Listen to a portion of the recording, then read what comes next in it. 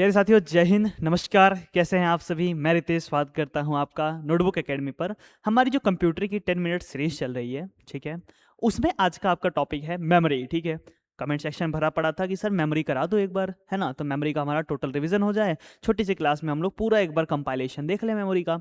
तो आपके सामने आपकी क्लास आ चुकी है। क्लास पसंद आए तो आप लाइक कर देना, शेयर कर देना, ठीक है, और इस सीरीज़ को कंटिन्यू रखेंगे एग्जाम तक। ठीक है, हर इंपॉर्टेंट फैक्ट्स, चाहे वो किसी भी एग्जाम में कंप्यूटर आता हो, हम कवर करेंगे। ठीक है, पहले BSF SCM, उसके बाद आपका इसी कड़ी में हम लोग अलग अलग प्रकार के एग्जाम से भी टॉपिक्स को कवर करने वाले हैं कंप्यूटर के। ठीक है, तो चलिए शुरू करते हैं। आपका टॉपिक आज का है क्या? मेमोरी। ठीक है, मेमोरी क्या है बताओ। जैसे कि हम लोग अपने कंप्यूटर की बात करें, ठीक है, कंप्यूटर में हम लोग पढ़ रहे हैं तो कंप्यूटर की मेमोरी की बात कर लेते हैं। तो जहाँ कंप्यूटर डाटा, निर्देश, सूचना, इन्फॉर्मेशन को संग्रहित करता है, स्टोर करके रखता है, वो स्थान क्या है सर? मेमोरी है। ठीक है, मनुष्य का मस्तिष्क भी जानकारी याददाश्त रखता है ना, हाँ वही यादें आपकी। तो यादें जो आपकी होती हैं उसको आप भुला नहीं सकते हैं। उसी प्रकार आपकी जो मेमोरी होती है उसमें भी कंप्यूटर मेमोरी जो होती है वो डाटा, निर्देशों को सुरक्षित रखती है। यहाँ पर लिखा हुआ है कि कंप्यूटर जो मेमोरी है वो स्टोरेज एरिया ऑफ कंप्यूटर है। ठीक है, वहीं पर बात करें ह्यूमन ब्रेन जैसे कि रिमेंबर करता है, उसी प्रकार आपका जो कंप्यूटर है उसके अंदर भी एक ऐसा रिमेंबर करने वाला स्थान है जिसको मेमोरी कहा जाता है। क्या कहा जाता है बताओ? मेमोरी कहा जाता है। ठीक है,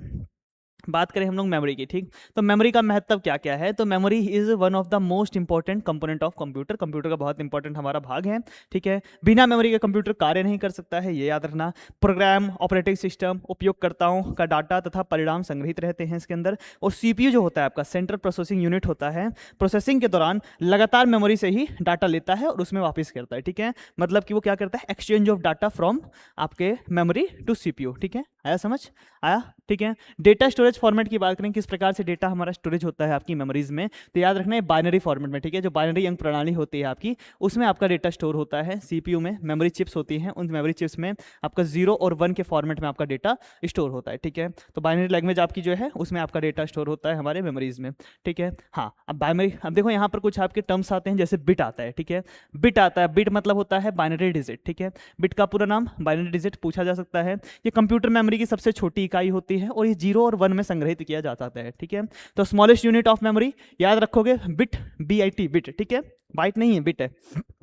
फिर हमारे मेमोरीज में बहुत सारे सेल्स होते हैं जो कि यूनिक एड्रेस होते हैं, और एक स्टोरेज लोकेशंस होती हैं, ये भी हमारे 1 बिट के अंदर ही होती हैं। ठीक है, मेमोरी सेल एक छोटे इलेक्ट्रॉनिक सर्किट होता है जो 1 बिट डेटा स्टोर करता है, सिर्फ 1 बिट। ठीक है, प्रत्येक मेमोरी सेल की एक निश्चित लोकेशन होती है और एक विशिष्ट पता होता है। उसी प्रकार आप एड्रेस देखेंगे हमारे मेमोरीज में होता है। ठीक है, प्रत्येक मेमोरी लोकेशंस की एक विशिष्ट पहचान संख्या होती है जिसे हम एड्रेस कहते हैं। हमें स्थान पता चलेगा कि कोई डाटा हमारा किस स्थान पर है। ठीक है, ये आपकी मेमोरी इकाइयाँ हैं जो कि आपके सिलेबस के दौरान हम लोग देखते हैं कि कहाँ तक हम लोग कह सकते हैं हमारा जाता है, बताओ, हमारा योटाबाइट या फिर हमारा जेटाबाइट तक। ठीक है, यहाँ तक हम लोग देखते हैं मेनली आपका योटाबाइट आता है कि हमारी मेमोरी की जो सबसे बड़ी इकाई है वो आपके एग्जाम्स में योटाबाइट और जेटाबाइट ज़्यादा मानी जाती है। ठीक है, प्रोंटोबाइट और जियोबाइट तक पहुँचता ही नहीं है। ठीक है, ये याद रखेंगे। ठीक है, तो एक चीज़ याद रखना, 1 बिट होती है जो इसके अंदर 0 और 1 के डिजिट में होते हैं। ठीक है, जब 4 बिट्स एक साथ आ जाते हैं तो उसे एक निब्बल कहा जाता है, 8 बिट्स को एक बाइट कहा जाता है। ठीक है, और 2 निब्बल्स भी हमारे 1 बाइट के बराबर होते हैं। 1 किलोबाइट में आपको 1024 बाइट्स, 1 मेगाबाइट MB में 1024 KB, 1 गीगाबाइट में 1024 MB, 1 टेराबाइट में 1024 GB, 1 पेटाबाइट में 1024 हमारा टेराबाइट, 1 एक्सोबाइट में आपका कितना आ जाएगा बताओ? 1024 पेटाबाइट। ठीक है, 1 जेटाबाइट में आपका 1024 आपका एक्सोबाइट, और जोटाबाइट में आपका 1024 जेटाबाइट आता है। यहाँ तक याद रख लेंगे। ठीक है, हाँ, यहाँ तक आपकी पूछी जाती हैं। फिर हम लोग नेक्स्ट पे चलते हैं आपका, तो हमारे जो निब्बल है, अगर शब्द आ जाए निब्बल, तो 1 निब्बल बराबर होता है कितने बताओ? 4 बिट्स के बराबर। ठीक है, और 8 बिट्स या फिर 2 निब्बल्स का होता है 1 बाइट। ठीक है, तो स्मॉलेस्ट मेमोरी यूनिट बिट याद रखेंगे। ठीक है, 1 बाइट में 8 बिट्स होते हैं, 1 निब्बल में 4 बिट्स होते हैं। ठीक है, लार्जेस्ट यूनिट जो है हमारे गिवन के हिसाब से जियोबाइट है, वरना आपका योटोबाइट है।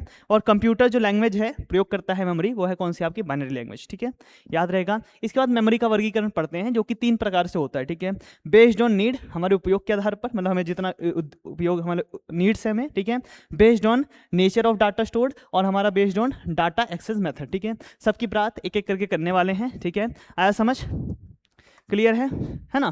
अब चलते हैं हम लोग सबसे पहले आपकी किस पर बताओ, सबसे पहले क्लासिफिकेशन बेस्ड ऑन नीड, आवश्यकता के आधार पर आपकी जो मेमोरी होती है दो प्रकार की होती है, ठीक है, प्राइमरी मेमोरी, प्राथमिक मेमोरी और सेकेंडरी मेमोरी, सब अच्छे से पढ़ते हैं आप लोग, है ना। तो देखो जो प्राइमरी मेमोरी होती है ये इसको इंटरनल मेमोरी, मेन मेमोरी और सेमीकंडक्टर मेमोरी भी कहते हैं प्राइमरी मेमोरी को, ठीक है, प्राथमिक जो मेमोरी होती है जिसे सीपीयू सीधे एक्सेस करता है, सीपीयू उसमें सीधा एक्सेस करेगा, बहुत अधिक होती हैं इसकी मतलब जो गति होती है और वर्तमान प्रोग्राम डाटा को संग्रहित करते हैं जो वर्तमान में चल रहा है, ठीक है, हाई स्पीड, ठीक है, directly connected to CPU, small capacity होगी, एक्सपेंसिव होता है, महंगा होता है, टेम्पोररी और परमानेंट होता है। इसके उदाहरण क्या है सर, रैम है, रोम है, कैश मेमोरी है, रजिस्टर्स है, सबकी बात करेंगे, ठीक है। सेकेंडरी मेमोरी जो होती है, द्वितीयक मेमोरी होती है, ये use for permanent storage of large amount of data, ठीक है, आपके डाटा को स्टोर करने के लिए इसका प्रयोग किया जाता है। लार्ज स्टोरेज कैपेसिटी होती है, स्लोअर देन प्राइमरी, प्राइमरी से धीरे होती हैं और इसमें परमानेंट स्टोरेज की जाती है, वहाँ पर चलती हुई स्टोरेज होती है, यहाँ पर परमानेंट होती है, ये आपके सस्ते होते हैं, ठीक है, जिसमें आपका मैग्नेटिक में अगर देखो जो एचटेट आपका हार्ड डिस्क ड्राइव आ जाएगा, ठीक है, मैग्नेटिक आपका टेप्स आ जाएंगी, ऑप्टिकल में सीडी, डीवीडी, ब्लूरे डिस्क आ जाएगी, और अब अगर मैं बात करूँ आपसे, ठीक है, जो हमारा फ्लैश है, फ्लैश में आपका पेन ड्राइव आ जाएगा, सीड एसडी कार्ड आ जाएगा, एसएसडी आ जाएगा, ठीक है। हाँ, एक एक करके सबकी चर्चा करते हैं। सबसे उसके बाद आपका आता है क्या, बेस्ड ऑन नेचर, नेचर के आधार पर अगर हम लोग देखें, नेचर के आधार पर देखें, अगर हम लोग प्रकृति के आधार पर डेटा की देखा जाए मेमोरी, तो आपकी मेमोरी चार प्रकार हम लोग देखेंगे, कितने प्रकार की बताओ, दो प्रकार की, एक होती है वोलेटाइल मेमोरी, एक होती है नॉन वोलेटाइल। ये शब्द आते हैं, ठीक है, शब्दावली अच्छे से देखना।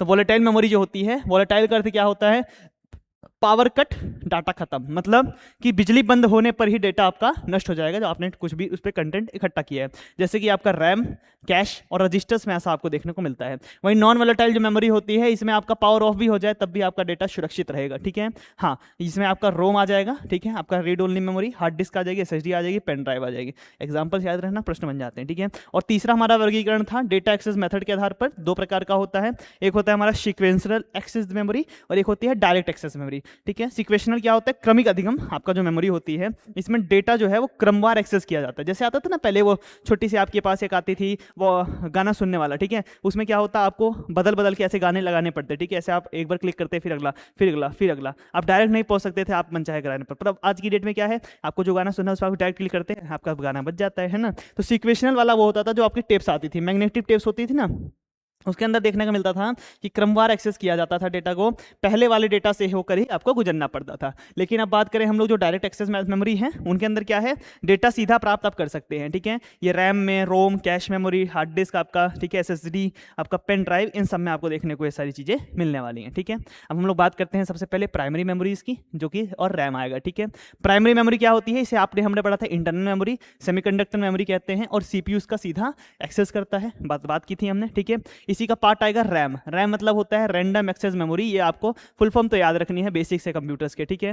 हाँ, जो रैम होता है ये क्या है सर, ये हमारा एक टेम्पररी स्टोर करता है डाटा को, ठीक है, प्रोग्राम को, any location access directly in equal time, ठीक है। वर्तमान में प्रोसेस जो डेटा होता है उसको अस्थायी रूप से संग्रहित करता है, किसी भी लोकेशन को सीधे समान समय में एक्सेस कर लेता है, रैम जो होता है, ठीक है। हाँ, रैम की प्रकृति कैसी होती है, ये अस्थायी होता है, टेम्पररी होता है, और ये वॉलेटाइल होता है, मतलब कि बिजली गायब, डेटा खत्म, ठीक है। हाँ, data is lost when power is of, जैसे ही बिजली बंद होगी वैसे डेटा आपका गायब हो जाएगा। ये स्टोर करता है कि आपका इनपुट डाटा को बिफोर प्रोसेसिंग, आपका प्रसंस्कृत होने से पहले, होल्ड करता है रनिंग प्रोग्राम्स और एप्लीकेशंस को जो वर्तमान में चल रही हैं, ठीक है, स्टोर करता है टेम्पोररी रिजल्ट को, ठीक है, कुछ समय के लिए, एनेबल करता है मल्टीटास्किंग, बहुत सारे कार्य एक साथ कर सकते हो। हाई स्पीड होती है, रीड एंड राइट मेमोरी भी इसमें यूज होती हैं, कि आप उसको लिख कर मिटाकर फिर से यूज कर सकते हो, ठीक है, आया समझ। हाँ, रैम जो है वो टेम्पोररी है, ठीक है, टेम्पोररी आपका स्टोरेज करेगा, और आपका वॉलेटाइल है कि पावर ऑफ होगी और आपका डेटा खत्म हो जाएगा, ठीक है, ये चीजें याद रखना। रैम जो होता है दो प्रकार का होता है, एक होता है आपका एसरैम, एसरैम की फुल फॉर्म याद रखना, static random access memory,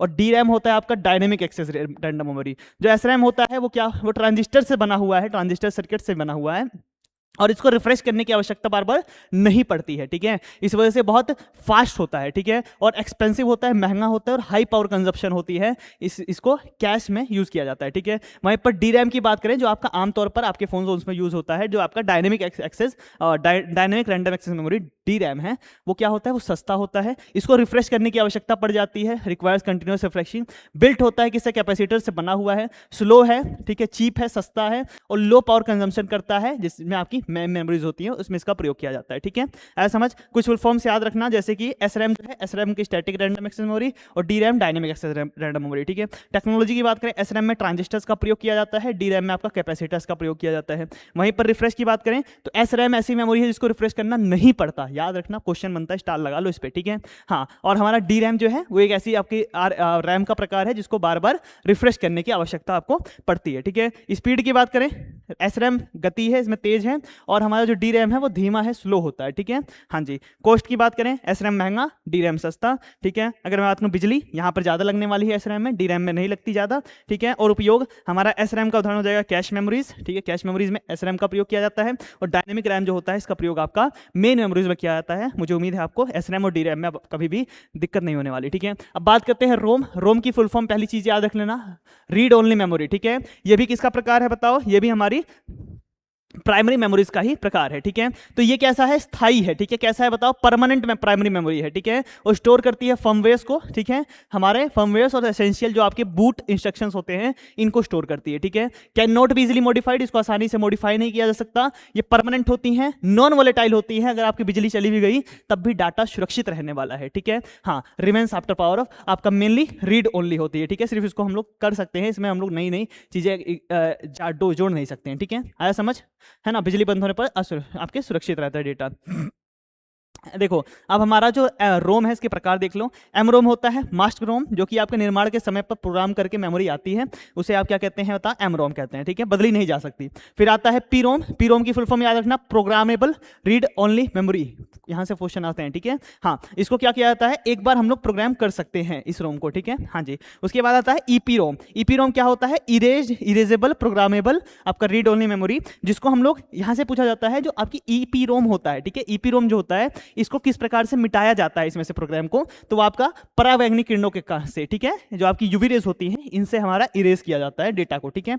EEPROM क्या होता है, इलेक्ट्रिकली इरेजेबल प्रोग्रामेबल आपका रीड ओनली मेमोरी, जो कि क्या करती है, बाइट बाय बाइट आपका इरेज कर देता है इलेक्ट्रिकली, ठीक है, यूजिंग इलेक्ट्रिकल सिग्नल से, ठीक है। ये रीप्रोग्रामेबल है, मेनी टाइम्स काफी बार इसको रीप्रोग्राम हम लोग कर सकते हैं, ठीक है। उसके बाद हमारा इन दोनों में अंतर देख लो, रैम और रोम में। इसकी full form random access memory, इसकी है रीड ओनली मेमोरी। जो आपका रैम है वो एक टेम्पोररी मेमोरी है, ठीक है, अस्थाई है। वहीं पर बात करें रोम जो है वो परमानेंट है, ठीक है।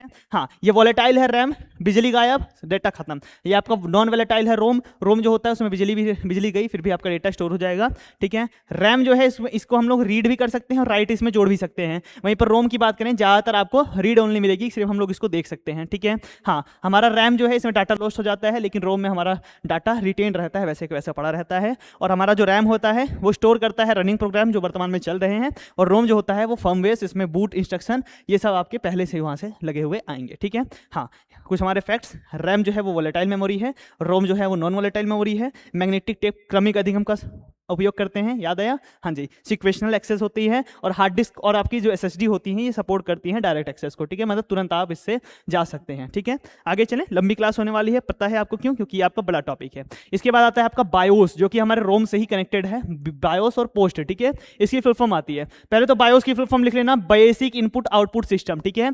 जब आपका हमारा कंप्यूटर हम लोग चालू करेंगे ना कोई भी प्रोग्राम, तो उसमें सबसे पहले जो आपके कंप्यूटर में चलने वाला जो हिस्सा होगा, एक चिप होती है रोम के अंदर जिसको हम लोग कहते हैं बायोस, ठीक है, basic input output system. ROM chip में संग्रहित फर्मवेयर कंप्यूटर चालू होने पर सबसे पहले चलता है, ठीक है।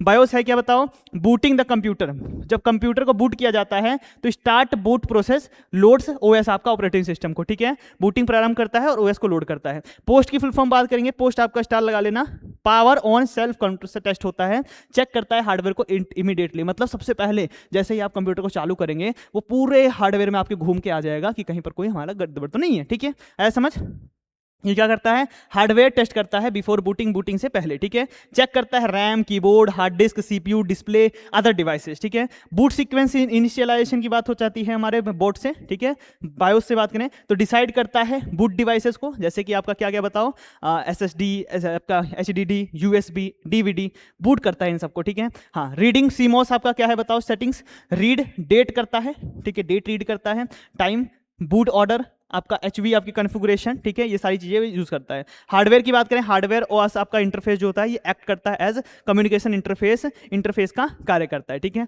तो ये है आपका पोस्ट, ठीक है, क्या है बताओ, ये है हमारा पोस्ट, जिसकी हमने अभी बात किया, ठीक है। हाँ, अब बात करें कुछ आपकी फुल फॉर्म्स की यहाँ पर, जैसे कि रैम जो है इससे हमने क्या क्या पढ़ा सर, ये टेम्पोररी होता है, वोलेटाइल मेमोरी का प्रकार है, और रीड एंड राइट इसमें कर सकते हैं। SRAM हमारा रैम का ही प्रकार है, static random access memory, fast होता है, रिफ्रेश की जरूरत नहीं पड़ती, एक्सपेंसिव महंगा होता है। DRAM की बात किया, dynamic random access memory, refresh इसमें जरूरी होता है, सस्ता होता है, और मेम मेमोरीज में इसका यूज किया जाता है। रोम होता है रीड ओनली मेमोरी, ये परमानेंट आपका मेमोरी का टाइप है, और नॉन वोलेटाइल होता है, बिजली गायब हो जाए फिर भी आपका डेटा संग्रहित रहता है।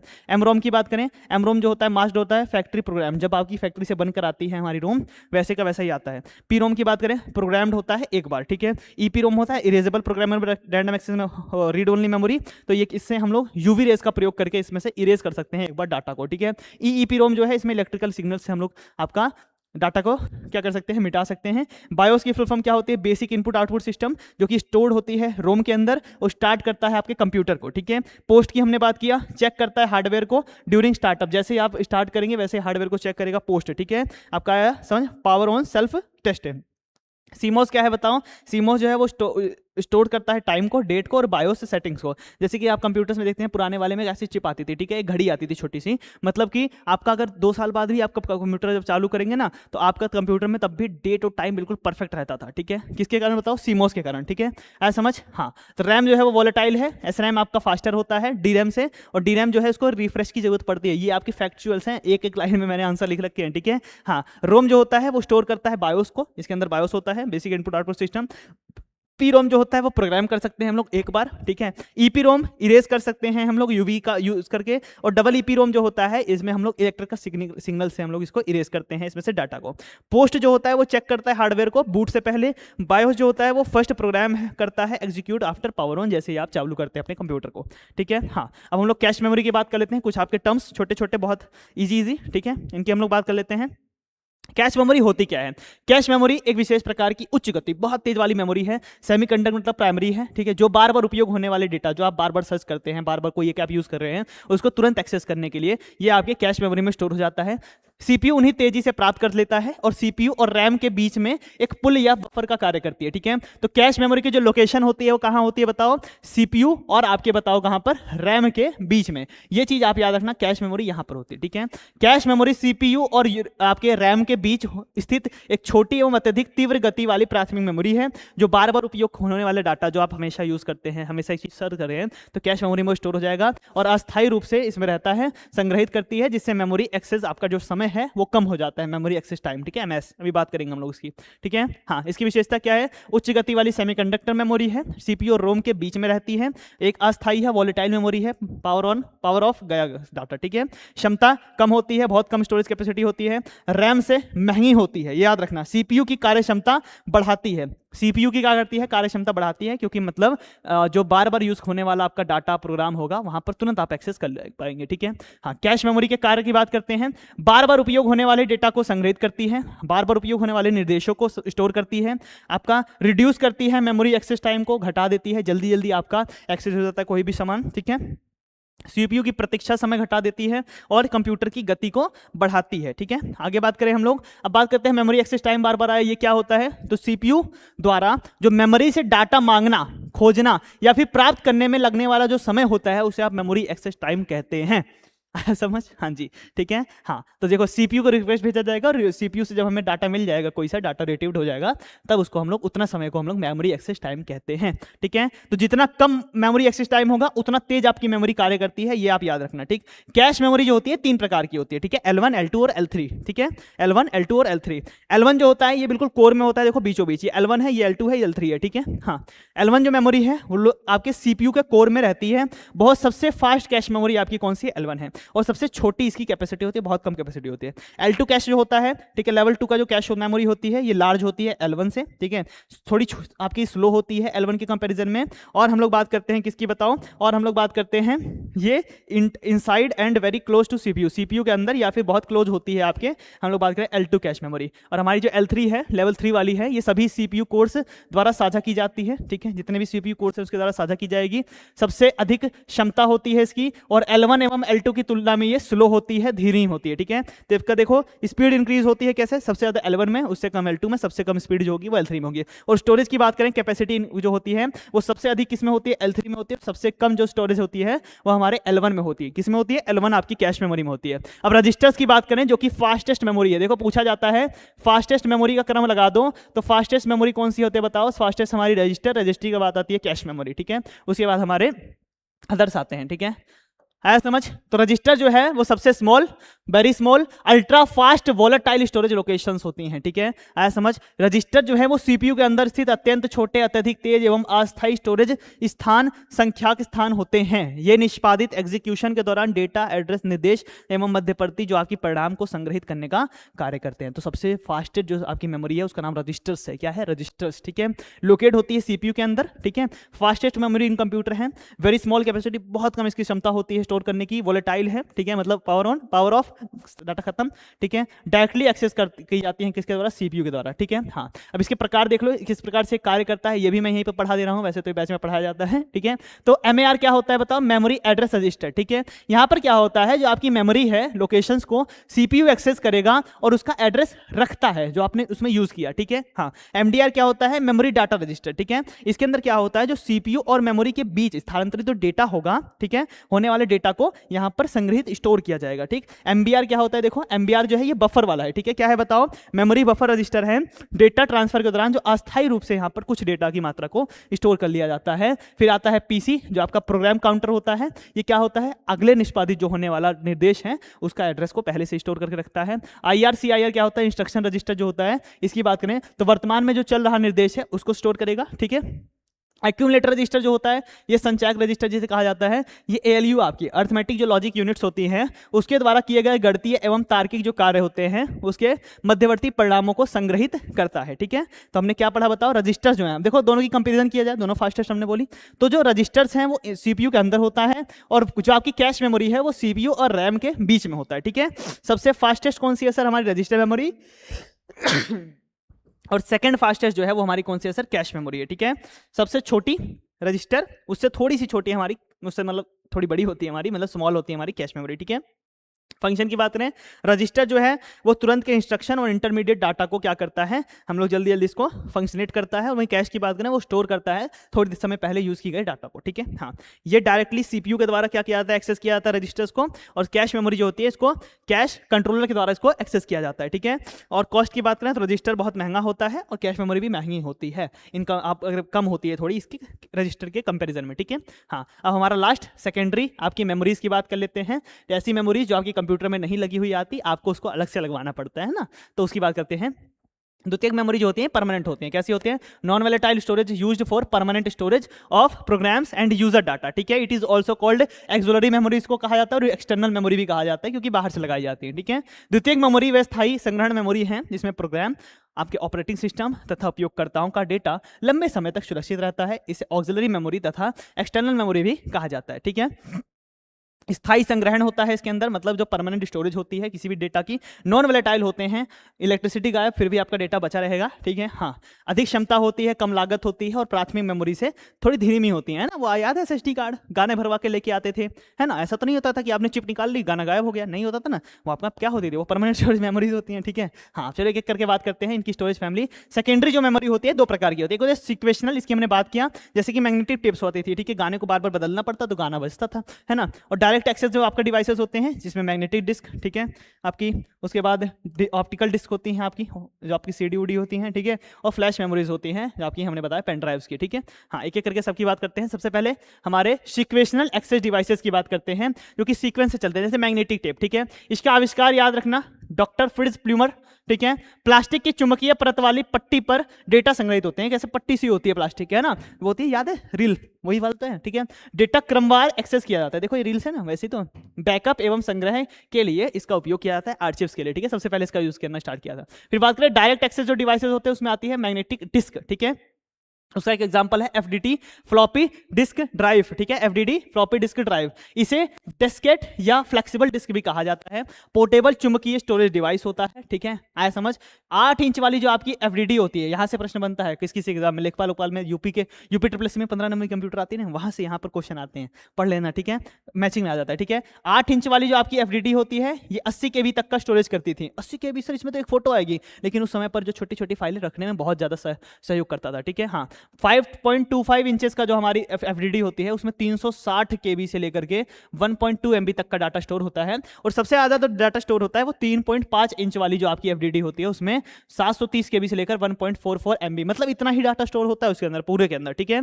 तो ये आपकी क्या है, फ्लॉपी डिस्क ड्राइव है, इस प्रकार की होती है, ठीक। फिर आती है हमारी हार्ड डिस्क ड्राइव, ठीक है। हार्ड डिस्क ड्राइव में क्या चीजें हैं, इसमें एक फिक्स्ड डिस्क होती है, यह क्वेश्चन आपका पूछा गया है, ठीक है। ये क्वेश्चंस आपके पूछे जाते हैं यहाँ से, ठीक है। तो आपका एक फिक्स्ड डिस्क होती है, एक सीडी मतलब डिस्क होती है किसके अंदर, आपके हार्ड डिस्क ड्राइव में, ठीक है। स्टोर करता है ऑपरेटिंग सिस्टम को, सॉफ्टवेयर को, यूजर फाइल्स को परमानेंटली इसमें, ठीक है। हाँ, स्पीड मेजरमेंट हम लोग कर सकते हैं आरपीएम्स में, ठीक है। आपका रिवोल्यूशन पर मिनट 5400 से लेकर 7200 आरपीएम की गति से इसमें चलने वाली जो डिस्क होती है वो इतनी तेज चलती है, ठीक है। हाँ, मेन पार्ट्स इसके अंदर क्या क्या होते हैं, प्लेटर होता है, रीड राइट हेड होता है, देखो यहाँ पर ये होता है, ये रीड राइट हेड होता है, ठीक है। इसको कहा जाता है रीड राइट हेड। एक स्पिंडल होगा, एक्यूटर आर्म होगा, और कंट्रोलर बोर्ड होंगे, पीसीबी होगा, ठीक है। वो देखो घूम रहा है ना। फिर बात करते हैं ऑप्टिकल डिस्क की। ऑप्टिकल डिस्क में क्या होते हैं सर, उसके अंदर होते हैं, यूज करता है लेजर लाइट्स को to read and write data using pits and lands, ठीक है। पिट्स एंड लैंड के फॉर्मेट में हमारा जो डेटा होता है उसको हम लोग क्या करते हैं, रीड करते हैं, ठीक है। इसी हमारे ऑप्टिकल डिस्क में कुछ प्रकार हैं, जिसमें आपका सीडी, सीडी को फुल फॉर्म याद रखना, कंपैक्ट डिस्क होती है ना। अरे सीडी डीवीडी हुई पिक्चर देखने के लिए लेके आते थे ना चाचा लोग, ठीक है, वही चीज है ना। तो इसकी जो सीडी होती है, इसकी कैपेसिटी कितनी होती है, 700 एमबी। कितनी होती है, 700 एमबी पूछा जाता है। थिकनेस कितनी होती है, 1.2 mm, ठीक है। और डायमीटर कितना होता है, 120 mm होता है, लगभग 12 सेंटीमीटर का क्या होता है, डायमीटर होता है, ठीक है। हाँ, टाइप्स क्या होते हैं सर, सीडी रोम होता है, सीडी आर होता है, सीडी आरडब्ल्यू होता है, ठीक है। सीडी रोम में क्या होता है बताओ सर, आपका सीडी रीड ओनली, ठीक है। सीडी आर क्या होता है, रीड, आपका राइट वंस रीड मैनी, ठीक है। एक बार हो जाएगा, उसको बार बार देख लो, ठीक है। और सीडी आरडब्ल्यू जो डिस्क ड्राइव आती थी वो रीडाइटेबल होती थी, उसमें डिलीट करके दोबारा से जोड़ा जा सकता था। डीवीडी की बात करते हैं, डिजिटल वर्सटाइल डिस्क होती है जो, ठीक है। ये सिंगल लेयर वाली, देखो 2 लेयर की आती हैं, ठीक है। सिंगल लेयर वाली होगी उसमें 4.7 GB तक स्टोरेज होगा, ठीक है, कैपेसिटी। डबल लेयर वाली होंगी उसमें 8.5 GB तक उसमें कैपेसिटी आपको देखने को मिलेगी, ठीक है। डीवीडी के भी प्रकार होते हैं, डीवीडी रोम, डीवीडी आर और डीवीडी आरडब्ल्यू।